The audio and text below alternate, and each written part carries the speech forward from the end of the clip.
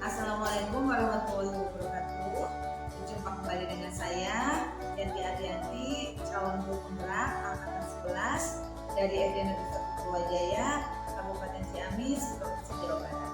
Kali ini saya tidak sendiri, saya ditemani oleh rekan saya, Ibu Karmina. Beliau juga adalah guru dari SD Negeri 1 Purwajaya. Kebetulan beliau memegang kelas 5. Apa kabar Ibu? Sehat hari ini? Alhamdulillah sehat. Terima kasih. Baik Ibu, kali ini kita akan melakukan perbincangan yaitu praobservasi atau supervisi. Adapun tujuan dari supervisi adalah untuk mengetahui dan mengevaluasi jalannya kegiatan yang akan dilakukan. Selain juga dengan kita melaksanakan akan menambah rasa percaya diri kita sehingga kita akan siap melaksanakan kegiatan pembelajaran kita di kelas. Nah, ada beberapa pertanyaan yang akan saya berikan kepada Ibu. Boleh Bu? Boleh, silakan.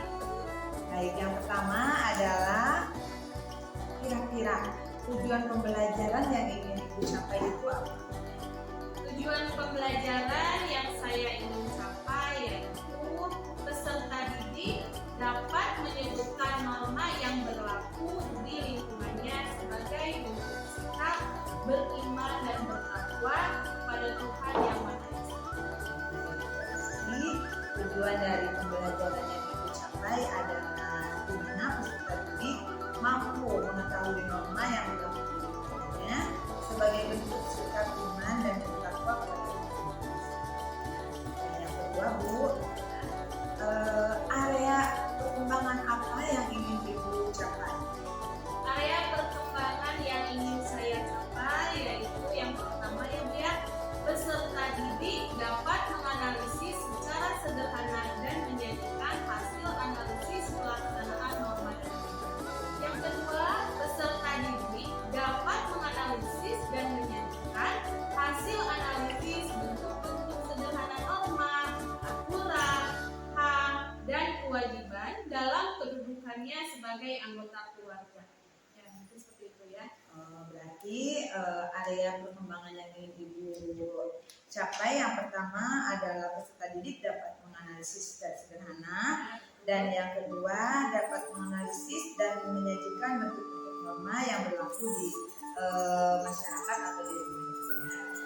Yang ketiga Bu, bagaimana rancangan pembelajaran yang akan Ibu lakukan di kelas?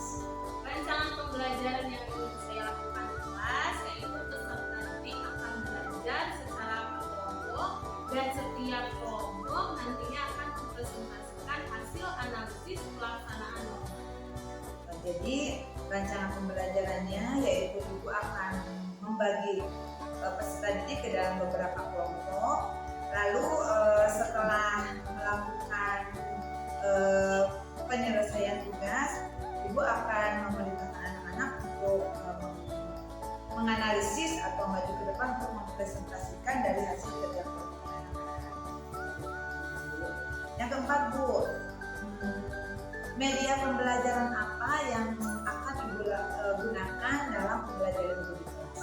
Media pembelajaran yang saya gunakan yaitu yang pertama ada laptop, lalu ada proyektor, lalu saya menggunakan gambar tokoh untuk mencontohkan sikap dan mempelajari sikap apa yang patut dicontoh dari tokoh tersebut. Dan yang terakhir nanti ada refleksi, saya menggunakan game namanya aplikasi Word. menggunakan media belajar laptop, proyektor, gambar tokoh untuk mencontohkan sikap, dan yang terakhir Ibu akan merefleksikan yaitu dengan menggunakan game dalam permainan. Yang terakhir Bu, kira-kira kapan Ibu akan melaksanakan pembelajaran ini?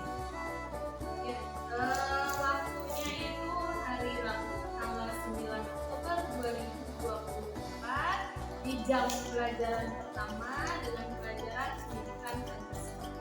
Jadi Ibu akan melaksanakannya pada hari Rabu tanggal 9 Oktober tahun 2024 pada jam pelajaran pertama, dan mata pelajarannya pendidikan Pancasila. Dulu nanti saya akan masuk ke kelas untuk menganalisis, mencatat kegiatan yang akan Ibu lakukan, yang telah Ibu lakukan. Nah, sebelum kita mengakhiri pertemuan kita kali ini, kira-kira apa yang Ibu dapatkan dari perbincangan kita kali ini?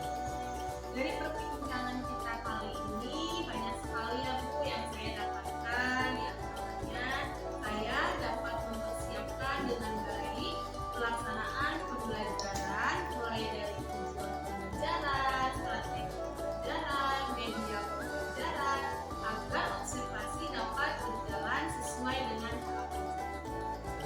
Alhamdulillah ya Bu, berarti dengan adanya perbincangan kita kali ini, Ibu dapat mempersiapkan observasi di kelas dengan baik, sehingga apa yang Ibu harapkan atau tujuan yang Ibu inginkan akan tercapai dan terlaksana.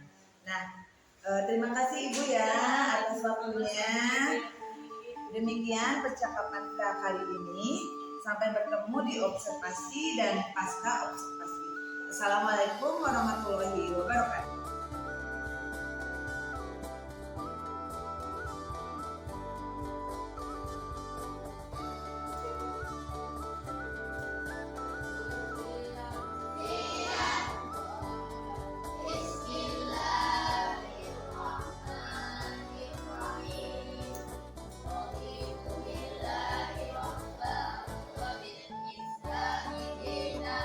وبمحمد نبيا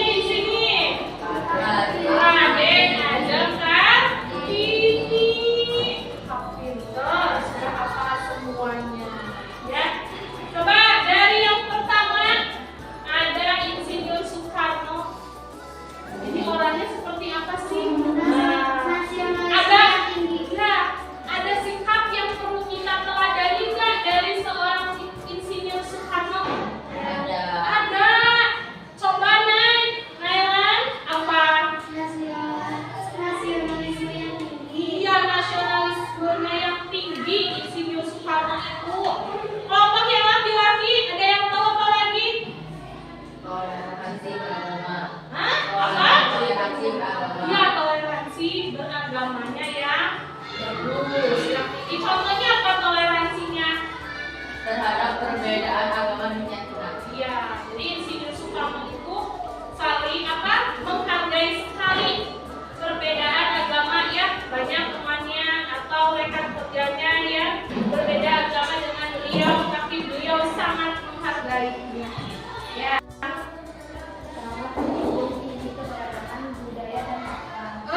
Iya, seorang Ki Hajar Dewantara itu katanya sangat menjunjung tinggi terhadap budaya. Iya. Mana kelompok laki-laki? Ada yang tahu apa lagi? Menanamkan nilai-nilai luhur. Menanamkan nilai-nilai luhur. Contohnya? Menekankan pentingnya menanamkan nilai-nilai luhur seperti kejujuran, tanggung jawab, dan gotong royong. Iya, karena Ki Hajar Dewantara itu terkenal dengan orang yang sangat jujur, ya. Terus sikap gotong royongnya tuh tinggi, ya. Lalu yang ketiga ada tokoh agama kita nih, Sunan Kalijaga. Apa yang patut kita pelajari dari seorang Sunan Kalijaga? Adaptabilitas. Ya, contohnya kalau bilang kok ingat-ingat ya apa ini? Apa? Teh sama ibu. Nah, lihat tokoh teladan dalam menerapkan norma di kehidupan sehari-hari. Ini ada berapa tokoh? 5. Ada 5 tokoh pahlawan nasional dan tokoh keagamaan. Gambar ini udah pada kenal belum? Pada tahu?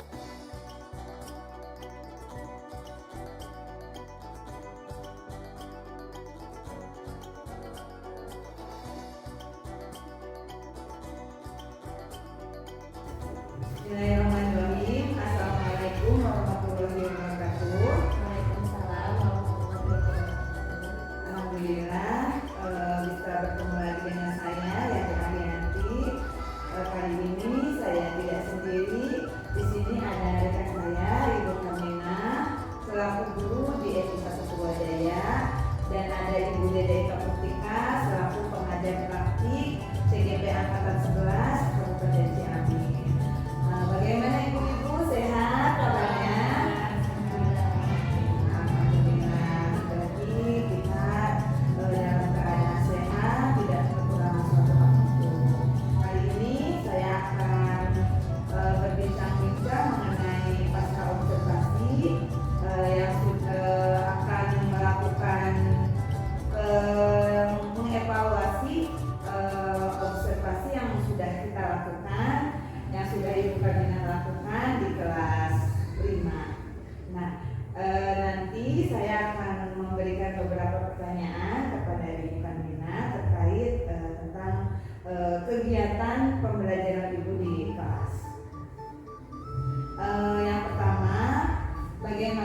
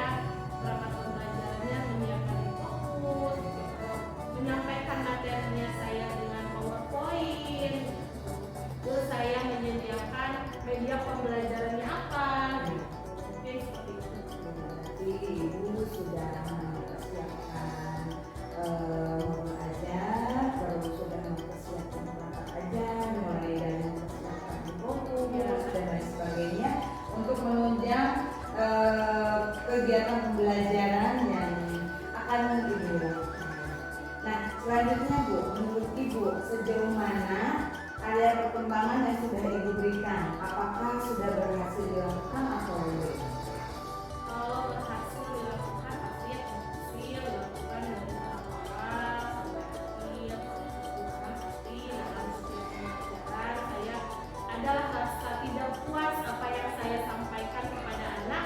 Pasti ada saja kekurangan, tetapi itu tidak banyak kurangannya, hanya beberapa saja. Kalau dalam persenan hanya ya 10% lah yang kurang saya sampaikan kepada anak.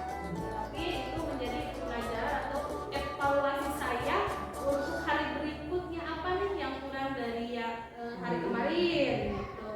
Jadi untuk hari berikutnya saya siapkan gitu. Mungkin seperti itu. Bagus Bu. Berarti Ibu merasa memang ya Bu, sesuatu pembelajaran itu pasti ya, rencana itu kan kita membuat pasti ada saja kekurangannya, namun tidak menjadikan halangan bagi kita untuk kedepannya memperbaiki lagi, jadikan evaluasi diri, apalagi yang akan kita tingkatkan. Misalkan di hari ini, oh ternyata saya kurangnya di sini, nanti saya akan perbaikinya Harinya, hari berikutnya. Selanjutnya Bu, menurut Ibu apakah ada hambatan saat Ibu melakukan proses pembelajaran? Kalau hambatan di setiap proses pembelajaran pasti ada ya Bu. Salah satunya terdapat di siswa. Ada saja siswa yang kurang fokus saat belajar atau minat belajarnya itu kurang gitu. Misalnya kan dalam pelajaran matematika ya Bu ya, ada siswa yang sudah lancar perkalian, ada siswa yang belum lancar perkalian. Dan hambatannya itu paling kalau belajar ada siswa yang sudah cepat selesai, ada siswa yang lambat selesai gitu. Dan solusinya mungkin saya melakukan pembelajaran diferensiasi. Saya temukan mana nih yang sudah hafal perkalian, mana yang belum hafal perkalian gitu. Jadi kasih pembelajarannya pun berbeda.